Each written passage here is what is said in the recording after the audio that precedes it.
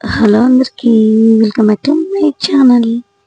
ఈరోజు పెసరబ్యాలు సేమియాలు వేసి ఇలా పాయసం చేశాను. మూడు ఐటమ్స్తో ఎలా చేశానో చూపిస్తాను, చూసేయండి.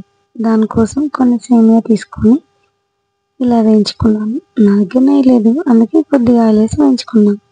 పచ్చి కొబ్బరి ఉంటే అది కూడా కొద్దిగా నూనె వేసి వేయించుకున్నాను అన్నమాట. బాగుంటాయి, ఎందుకంటే డ్రై ఫ్రూట్స్ లేవు, అందుకోసం ఎండు కొబ్బరితో ఇలా వేసాను. పాయసంలో చాలా బాగుంటుంది, అక్కడక్కడ తగులుతాయని. ముందుగా కొద్దిసేపు ఫ్రై చేసుకొని ఇలా కుక్కర్లో 2 విజిల్స్ పెట్టేశాను. పెసరబ్యాళ్ళు బాగా మెత్తగా ఉడికిపోయాయి. కొన్ని వాటర్ వేసాను. ఇప్పుడు బాగా మెదుపుకోవాలి. మెదుపుకుంటే బాగా ఇలా మెదిగిపోయాయి. ఇలా బాగా చూసారా, ఎక్కువ పేస్ట్ కాలేదు, అలాగనే బ్యాళ్ళు కూడా లేవు. ఇలా మెదిపేసుకుంటాం. పెట్టుకొని ఇలా వేయించుకున్న సేమియాలు కూడా వేసేసుకోవాలి. వేసి మనకి ఎన్ని వాటర్ కావాలో అన్ని వేసుకోవాలి. ఇది స్పూన్తో తినే కంటే గ్లాస్లో పోసుకొని తాగితేనే చాలా టేస్ట్ సూపర్గా ఉంటుంది. ఇలా ఉడుకుతున్నప్పుడు మనకి ఎన్ని కావాలో అన్ని వాటర్ వేసుకోవాలి.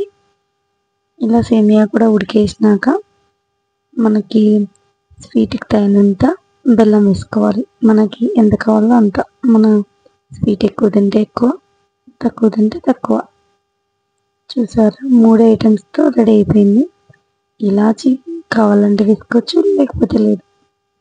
కొద్దిగా ఫ్లేవర్ బాగుంటుందని వేసాను. ఉంటే నాకు పచ్చి కొబ్బరి ఇలా వేస్తే చాలా ఇష్టం, అందుకే నేను వేసుకున్నాను.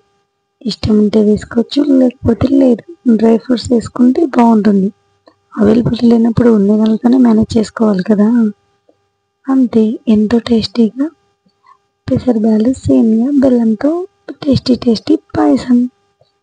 మా అబ్బాయి ఏదో ఒకటి స్వీట్ చేయమంటే అప్పటికప్పుడు ఇంట్లో ఉన్న వాటితోనే ఇలా టేస్టీగా ఫాస్ట్గా చేసాను.